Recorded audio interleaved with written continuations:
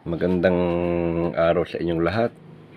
Dahil Friday ngayon, ay ito munang i-content ko sa inyo at hindi naaalala ng iba yung pinagmula ng Friday.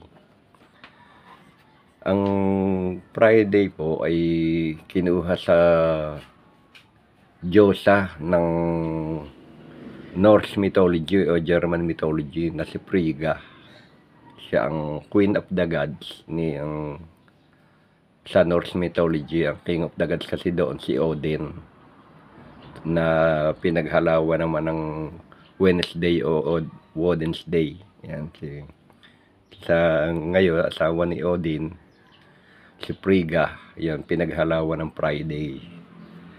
Ayan, kung gusto nyong malaman ng mga mythology sa iba-ibang lugar, lalo in German o Norse mythology, ayan, ito ang tinatawag na Bullfinch mythology.